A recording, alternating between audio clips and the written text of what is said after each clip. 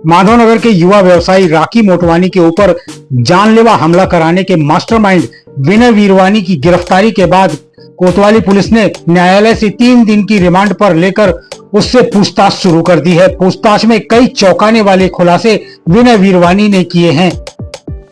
आपको बता दें कि पकड़े गए आरोपी विनय वीरवानी के खिलाफ माधवनगर और कोतवाली थाने में कुल 8 मामले दर्ज हैं। रिमांड पर लेने के बाद कोतवाली पुलिस ने जब वीरवानी से पूछताछ प्रारंभ की तो पहले तो वीरवानी ने पुलिस को गुमराह करने का भरपूर प्रयास किया। पहल तो पुलिस को गुमराह करते हुए वह यह कहता रहा कि वह राहुल बिहारी को नहीं जानता। जब पुलिस ने सख्ती से पूछताछ की तो उसने कहा कि कुछ साल पहले राहुल बिहारी से दोस्ती हो गई थी। उसने राखी मोटवानी से प्रॉपर्टी के फंसे हुए 41 लाख रुपए की वसूली का काम राहुल को सौंपा था। जिस मोबाइल के माध्यम से विनय वीरवानी के काले कारनामे सामने आ पाते वह मोबाइल कटनी पुलिस को नहीं मिला है। विनय का कहना है कि वह अपना पुराना मोबाइल दुबई में ही छोड़ आया है। पुलिस ने भी उसकी बात को स्वीकार करते हुए अग्रिम कार्यवाही शुरू कर दी है। सर, वीरवानी को रिमांड में लेने के बाद पूछताछ की गई है। इस पूछताछ में क्या बातें सामने आई? अभी विनय वीरवानी को हमने 3 दिन के रिमांड में लिया है और उससे जो घटना में कट्टा प्रयोग किया गया था उस कट्टे की बरामदगी का प्रयास किया जा रहा है और अन्य किस अपराधों में इसकी भूमिका है तो उसकी भी पूछताछ करके और जानकारी प्राप्त की जा रही है। इसमें वारदात को अंजाम क्यों दिया गया था, राकेश मोटवानी के ऊपर हमला क्यों कराया गया था, इस बात का खुलासा?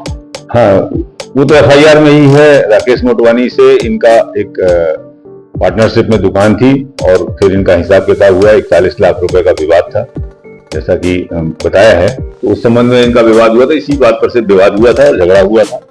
इनके साथियों ने उसके साथ मारपीट की थी और ये घटना समय से ही फरार था, जिसकी दिल्ली एयरपोर्ट से गिरफ्तारी की गई है और उसके बाद पुलिस रिमांड लेकर के और कट्टा बरामद करने का प्रयास किया जा रहा है। फरार रहने के दौरान उसकी गतिविधियां क्या थी और कहाँ? अब वो हम साक्ष्य जुटा रहे हैं, पता कर रहे हैं। उसने दुबई और थाईलैंड का रहना बताया है। ऑनलाइन सट्टे को लेकर बताया जा रहा है अभी तक। देखिए, अभी इस प्रकरण में जो हमारे पास अपराध है हम उसकी विवेचना कर रहे हैं। इसके ऊपर ऑनलाइन सट्टा खिलाने के प्रकरण पूर्व से ही पंजीबद्ध हैं और अभी इस प्रकरण में सट्टे का कोई भूमिका नहीं है, तो वो अलग से जांच का विषय है। अभी हम इस अपराध में केवल कट्टे की बरामदगी का और अन्य अपराधों में संलिप्तता की जांच कर रहे हैं।